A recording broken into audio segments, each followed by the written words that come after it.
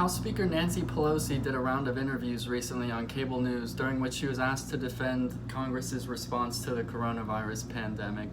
And some of her answers have been getting a lot of traction on social media, and we're going to talk about why that is in this video. So this first clip we're going to watch is from State of the Union on CNN with Jake Tapper, and Jake Tapper is going to ask Pelosi why it isn't a failure, or if it is a failure, that Democrats failed to even secure bailout funding for the states right now.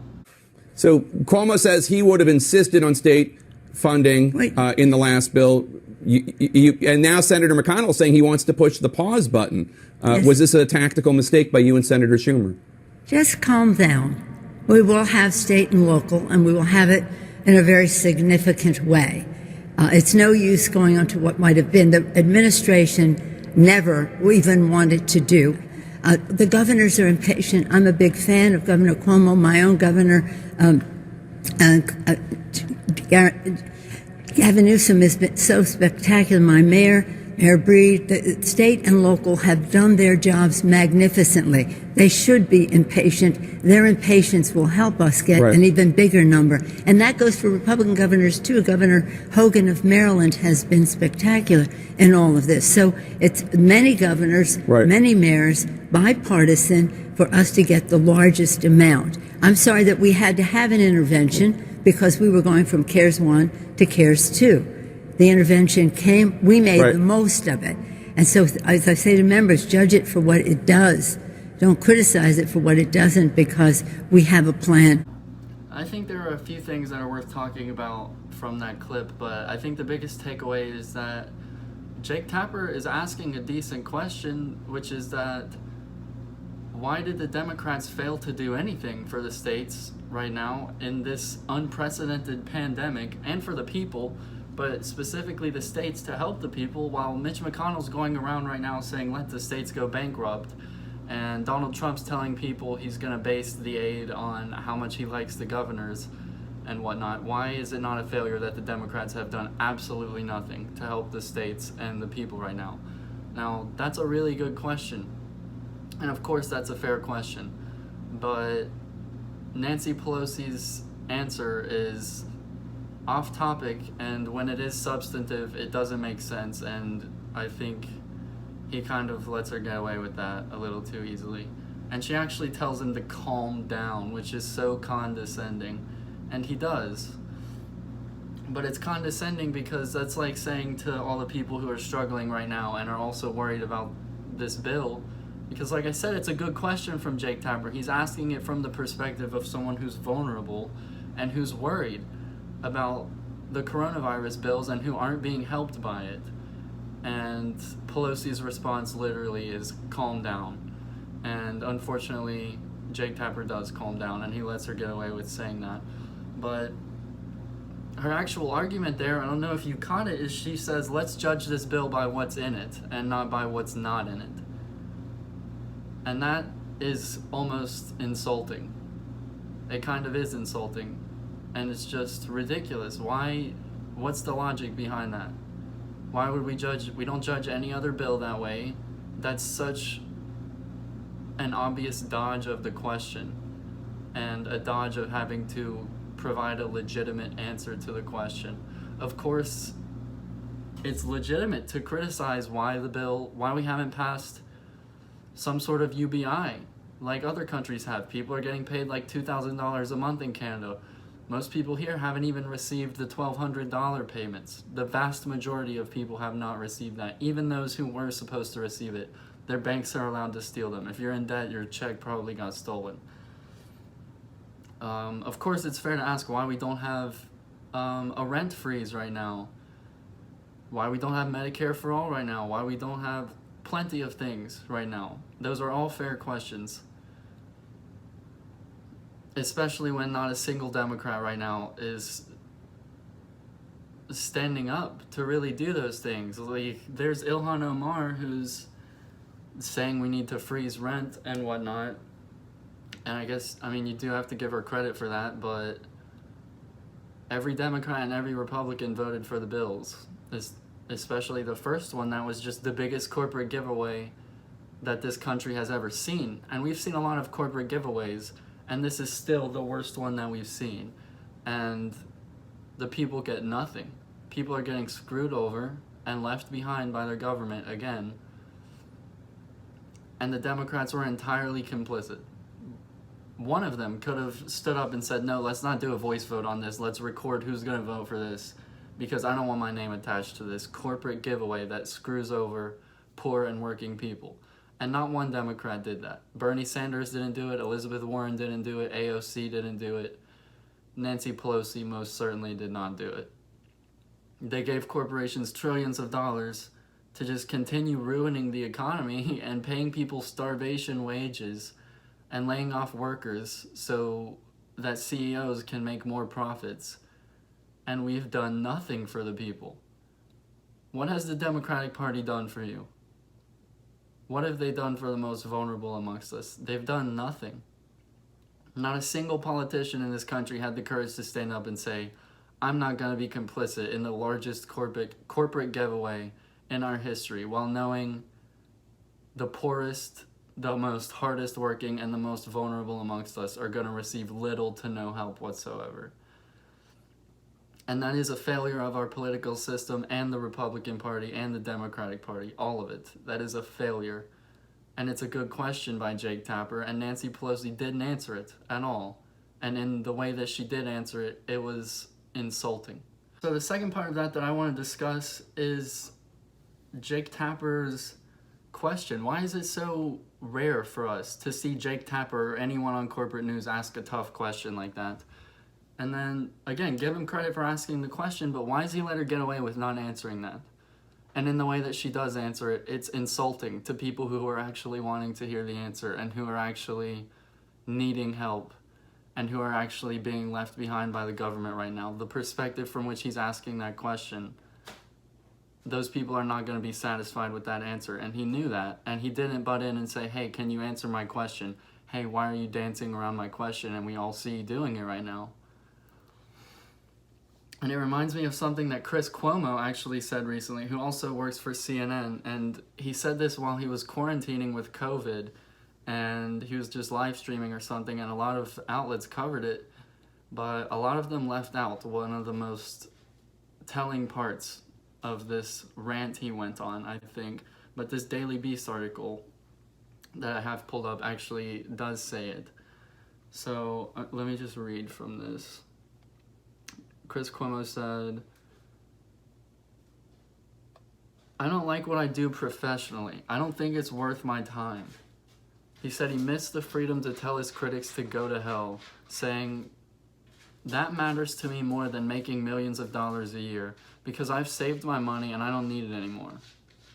He continued to say, he doesn't want to spend his life, quote, trafficking in things that I think are ridiculous, like talking to Democrats about things that I don't really believe they mean, and talking to Republicans about them parroting things they feel they have to say. I'm basically being perceived as successful in a system that I don't value. I'm seen as being good at being on TV and advocating for different positions, but I don't know if I value those things, certainly not as much as I value being able to live my life on my own terms. So what I want to highlight there is when he's saying talking to Democrats about things that I don't really believe they mean, and things that, trafficking in things that I think are ridiculous. And I think that Nancy Pelosi interview with Jake Tapper is so indicative of the point Chris Cuomo is making there. Because Jake Tapper is a smart guy. These corporate news pundits, for the most part, are not dumb people. He knows that Nancy Pelosi's answer there is BS and is inadequate, and that she's not really answering the question. And he knows that's ridiculous, and just like Chris Cuomo said, he's going to keep his mouth shut and traffic it in. He knows Nancy Pelosi doesn't really mean what she's saying, that we can't judge bills only based on what's in them, and we can't ask why certain things are not in them. He knows she doesn't mean that, and he has to sit there with a straight face and pretend he doesn't know that. And if you ask me, I would say that's because Nancy Pelosi and CNN and MSNBC and Fox News and the corporate Democratic politicians, corporate Republican politicians, the parties themselves are all funded by the same corporations. And they don't want to upset the source of their paychecks. I think it's mostly careerism. And even Chris Cuomo hinted at this because he was saying that he's like, I've got all my money now. I've been sitting here stacking up cash working for CNN on all this time. I don't need the money anymore, so now I'm going to speak my mind. And that's why he blew the whistle like that.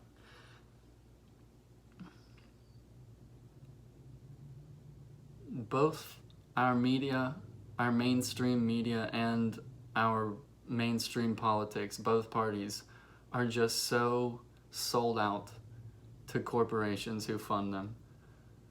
And another part of the problem there has to do with access. I think these corporate pundits are afraid to challenge politicians, especially CNN and MSNBC are afraid to challenge Democrats, and Fox is afraid to challenge Republicans because they're afraid to lose access to these politicians. And they're afraid they won't come back on the show anymore, but I think that's silly. And if politicians want to spread their message, they're going to come on your show and they're going to ask you to write about them, and they'll talk to you. They're going to keep talking to you. It's just the journalist's job to hold them to the fire and hold them accountable because they're in power. You're supposed to be a watchdog to power as a journalist, not a part of their same cocktail circuits and too afraid to challenge them. So afraid that you end up compromising your integrity as a journalist and sitting there with a straight face and pretending that Nancy Pelosi and other politicians aren't just BSing you and BSing the American people. I don't know how how a journalist with integrity could ever take a job like that and do things like that. I don't see how you can feel fulfilled as a journalist and as a person if you're not free to speak your mind and say when someone's BSing you and say when, hey, this is ridiculous and you're screwing over the most vulnerable amongst us right now. If you can't do that as a journalist and as a person, I think, what are you doing?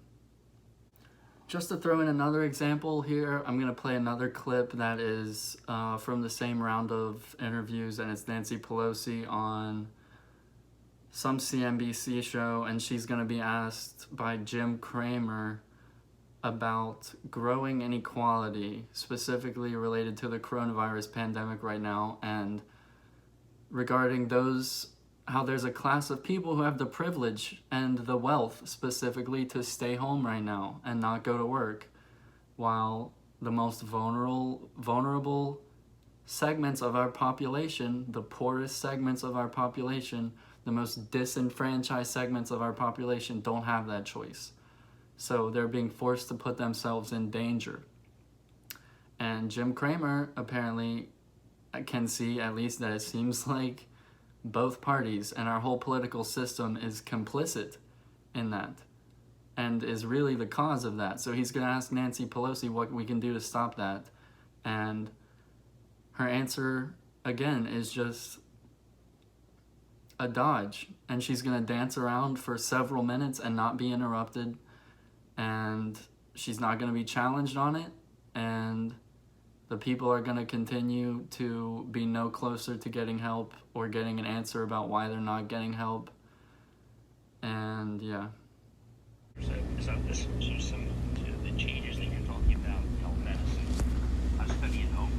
I think, okay, we're in a world where people who are wealthy, people who have jobs, contracts, they can stay at home. I see another world. I see the possibility of two societies in development. Society has to be out there every day, in the masses, subways, risking themselves. And then this other group of people who are safe at home, with all sorts of computers, very rich, society that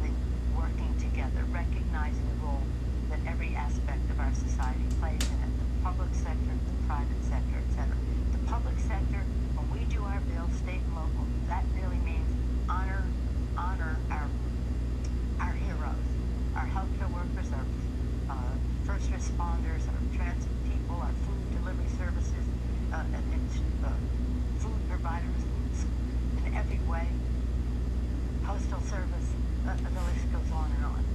There it is. She's not answering the questions. She's just going on a rant and dancing around and buying time to not have to respond to why she and the Democratic Party are not actually doing anything to help people. And she's not further challenged on it, and it's kind of amazing that she was even asked these questions, because generally politicians don't get challenged much at all. Our corporate media, our mainstream media in the US functions almost indecipherable from state media in other countries. So, Nancy Pelosi and all the other Democrats, the corporate Democrats and Republicans, they're not fighting for the poor and working classes. They're not fighting for people like you and me. They're beholden to their donors. And they all have the same donors. They are the corporations that are stealing our government and our media and every aspect of our lives.